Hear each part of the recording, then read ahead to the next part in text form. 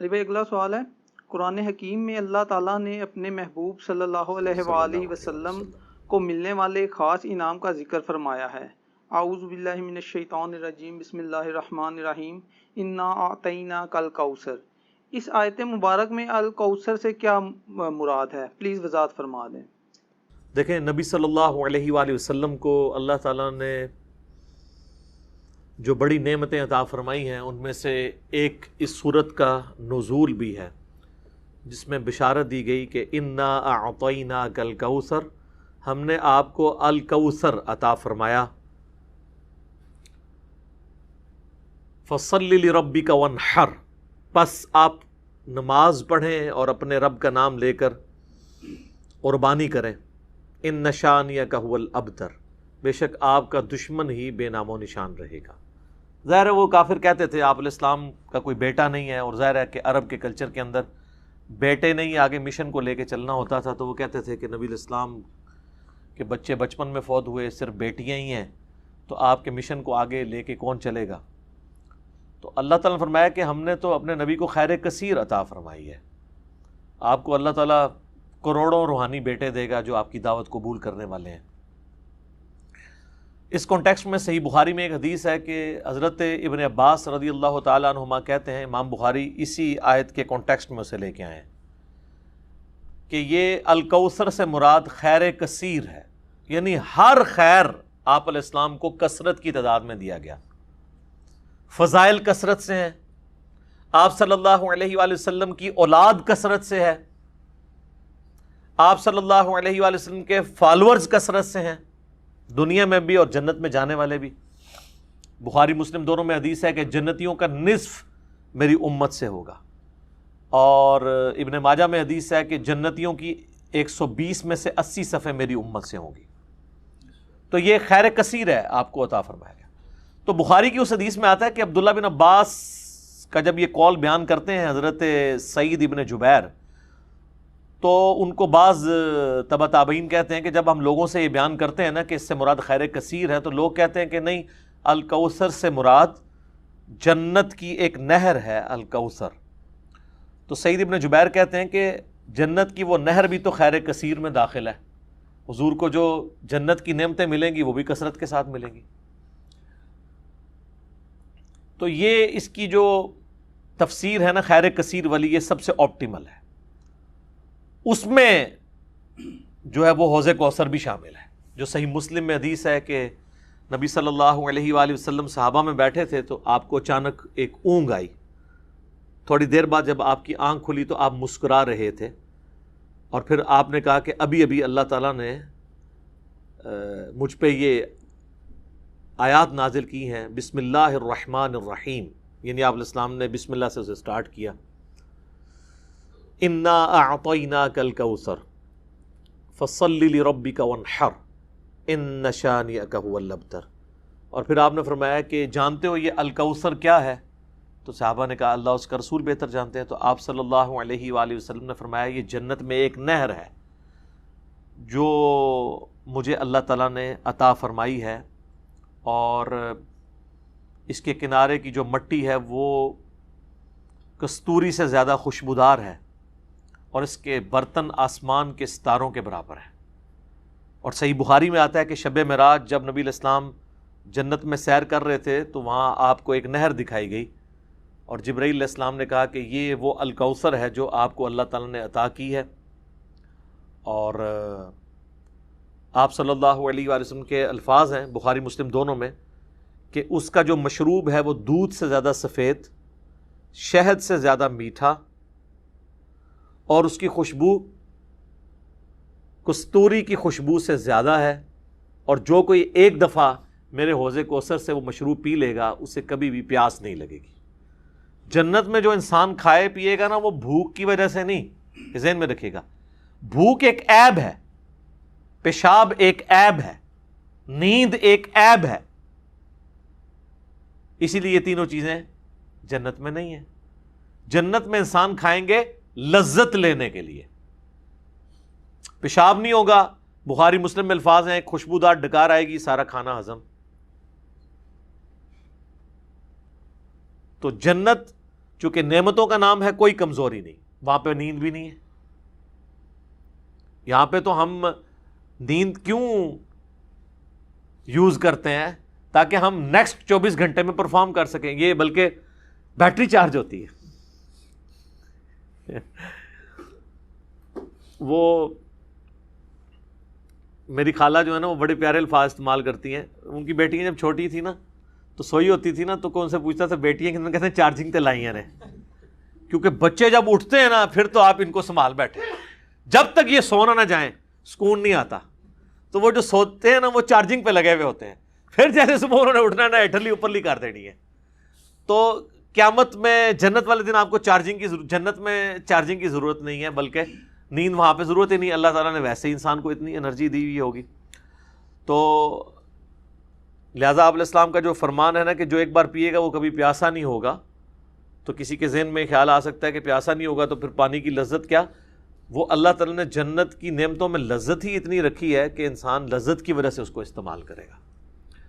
اور پھر انہی احادیث میں بخاری و مسلم کے موجود ہے کہ میرے حوض کوثر پہ پھر ایسے لوگ بھی لائے جائیں گے جنہیں میں پہچانتا ہوں گا، اور جب میں انہیں مشروب پلانے لگوں گا تو میرے ان کے درمیان ایک آڑ قائم کر دی جائے گی.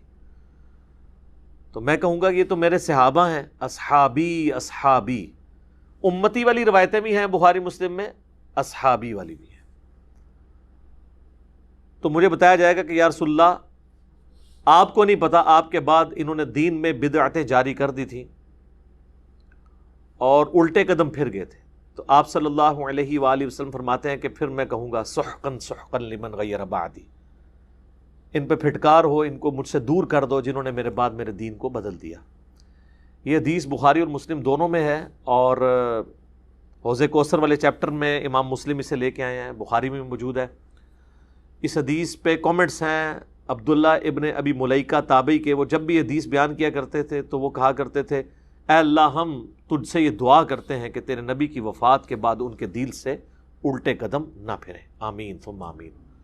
تو اللہ تعالیٰ ہمیں حوض کوثر پہ آپ صلی اللہ علیہ وآلہ وسلم کے مبارک ہاتھوں سے مشروب نصیب فرمائے. یہ دعا انسان کو اپنے لیے کرنی چاہیے. ظاہر ہے کہ وہ اہل جنت ہوں گے. اور بخاری مسلم میں کہ اس کے جو برتن ہیں نا وہ برتن ہی آسمان کے ستاروں کے برابر اس کی تعداد ہے. پورا ایک نقشہ کھینچا گیا. آپ مشکات کی 30 جلد میں حوض کوثر اور شفاعت والا چیپٹر نکالیں تو آپ کو وہ ساری احادیث مل جائیں گی. ترمذی اور ابن ماجہ میں ایک وہ حدیث بھی بڑی مشہور ہے جو حضرت انس ابن مالک کہتے ہیں کہ یا رسول اللہ کیا میری شفاعت کریں گے؟ تو آپ فرمایا میں کروں گا. تو یا رسول اللہ قیامت والے دن میں آپ کو کہاں تلاش کروں؟ تو آپ علیہ السلام فرمایا میزان عمل پہ آ جانا جہاں میرے امتیوں کے نام اعمال تل رہے ہوں گے. یا رسول اللہ وہاں نہ پاؤں تو فرمایا حوض کوثر پہ آ جانا. عرض کی وہاں پہ بھی نہ پاؤں تو فرمایا پھر پولیس رات پہ آ جانا. کہا وہاں پہ بھی نہ پاؤں تو آپ فرمایا میں ان 3 جگہوں کے سوا کہیں اور نہیں ہوں گا. یا میں حوض کوثر پہ ہوں گا اپنے پیاسے امتیوں کو مشروب پلا رہا ہوں گا، یا پھر میزان عمل پہ ہوں گا شفاعت کے لیے، یا پھر میں پولیس رات پہ ہوں گا اپنے امتیوں کے لیے سلامتی کی دعا کرنے کے لیے. تو یہ 3 جگہیں ہیں جہاں پہ آپ صلی اللہ علیہ وآلہ وسلم کو قیامت والے دن تلاش کیا جا سکتا ہے انشاءاللہ تعالی. تو یہ حوض کوثر میں وہ خیر کثیر جو ہر طرح کی آپ کو عطا کی گئی وہ بھی شامل ہے، اور اسپیسیفکلی حوض کوثر جو ہے وہ بھی. حتیٰ کہ جو بخاری اور مسلم میں حدیث ہے آپ نے اپنی وفات سے 1 مہینے پہلے خطبہ دیا تھا غزوہ احد کے شہداء پر، جو آپ نے نماز جنازہ دوبارہ پڑھی تھی 8 سال بعد. اس میں الفاظ ہیں آپ نے فرمایا کہ میرا ممبر جو ہے وہ حوض کوثر پہ لگا ہوا ہے. یہ والے جو الفاظ ہیں یہ دوسری حدیث میں، کیونکہ وہاں پہ ممبر نہیں تھا. یہ الفاظ ہیں بخاری اور مسلم کی وہ حدیث کہ میرے گھر سے میرے ممبر سے میرے گھر تک جنت کے ٹکڑوں میں سے ایک ٹکڑا ہے ریاض الجنہ. اس میں الفاظ ہیں اور میرا ممبر جو ہے وہ حوض کوثر پہ لگا ہوا ہے. یعنی آپ علیہ السلام وہ دیکھ رہے تھے حوض کوثر کا منظر، ٹائم میں گزار کے آپ کو دکھایا گیا. وہ جو بخاری مسلم کی وہ والی حدیث ہے عقبہ بن عامر والی، جو شہدائے احد پہ آپ نے 8 سال بعد جنازہ پڑھا اپنی وفات سے 1 مہینہ پہلے. اور عقبہ ابن عامر کے الفاظ ہیں یہ آخری دفعہ میں نے رسول اللہ کو ممبر پہ دیکھا، اس کے بعد میں نے آپ کو نہیں دیکھا. تو اس میں الفاظ ہیں آپ نے فرمایا کہ میں اپنے حوض کوثر کو اس وقت بھی دیکھ رہا ہوں، اور دیکھنا میرے بعد جو ہے وہ مجھے تم سے ہی خطرہ نہیں کہ تم شرک میں مبتلا ہو جاؤ گے، بلکہ مجھے خطرہ ہے کہ تم دنیا کے مال میں پڑ جاؤ گے اور پھر اس کی لالچ میں ایک دوسرے کو قتل کرو گے اور تم بھی تباہ و برباد ہو جاؤ گے جس طرح اگلی قومیں تباہ و برباد ہو گئی۔ تو اس میں بھی حوض کوثر کے الفاظ موجود ہیں۔ اور پھر میرے کربلا والے ریسرچ پیپر میں بھی آپ کو پتہ ہے ایک حدیث ہے جو میں نے حوض کوثر کا ذکر اس حدیث کے اندر بھی موجود ہے۔ جب وہ سنن ابی داؤد کی ایک حدیث ہے نا، وہ عبید اللہ ابن زیاد کے پاس ایک وہ آتا ہے، ہاں یہ ابو داؤد کے اندر 4749 ہے۔ ابو طالوت تابعی کہتے ہیں کہ میں ابو برزہ کو میں نے دیکھا کہ وہ گورنر یزید عبید اللہ ابن زیاد کے پاس آئے جب کہ وہ دسترخوان پر تھا، تو اس نے ابو برزہ کو آتے ہوئے دیکھا اور کہا کہ یہ تمہارا ٹھگنا محمدی ہے۔ استغفر اللہ، ان کا قد چھوٹا تھا تو ان کا اے گینڈا محمدی، یعنی محمدی اس نے اس لیے کہا کہ وہ حضور کا صحابی تھا۔ تو یہ کتنی سخت توہین کی عبید اللہ ابن زیاد نے۔ یہ وہی خبیث ہے جس کے بارے میں بخاری میں 3748 نمبر حدیث ہے، جس میں امام بخاری نے حسین کے ساتھ علیہ السلام لکھا ہے کہ یہ حضرت حسین کے حسن میں کلام کرنے لگا تو انس ابن مالک نے کہا کہ رسول اللہ کے سب سے زیادہ مشابہت رکھنے والے حسین تھے۔ یہ وہی عبید اللہ ابن زیاد ہے۔ تو یہ صحابہ کے گستاخ ہیں، آل امیہ ہیں، یہ بنو امیہ کے خدمت گار۔ تو اب آپ دیکھیں جب اس نے یہ بات کی نا تو حضرت ابو برزہ اس کی طنزیہ بات کو سمجھ گیا۔ آپ نے فرمایا مجھے گمان نہیں تھا کہ میں ایسے لوگوں کے دور حکومت تک زندہ رہوں گا جو مجھے رسول اللہ کی صحبت پر آر دلائیں گے، کہ میری زندگی میں یہ وقت بھی آنا ہے کہ رسول اللہ کی وجہ سے ہمیں پوری دنیا پہ غلبہ ملا، اور اس غلبے کی حکومت کو جو لوگ انجوائے کر رہے ہیں عرب کے بدو، یہ رسول اللہ سے میری نسبت پہ مجھے آر دلائیں گے، کہ مجھے کہہ رہے ہیں کہ ٹھگنا محمدی، یعنی پنجابی سے کہنا گینڈا محمدی، نعوذ باللہ۔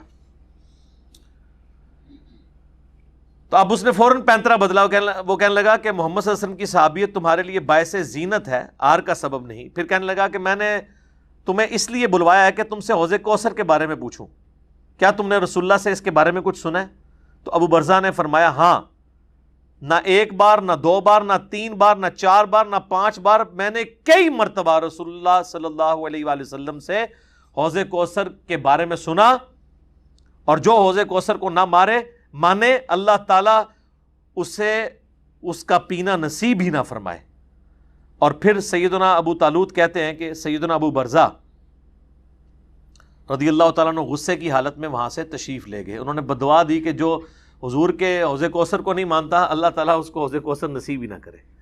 تو حوض کوثر جو ہے ایک ریالٹی ہے، اور قیامت والے دن کی چند بڑی ایکٹیویٹیز جو انسان کے لیے تسکین کا باعث ہیں، ان میں سے ایک عرش کا سایہ، اسی طریقے سے یہ حوض کوثر بھی ہے۔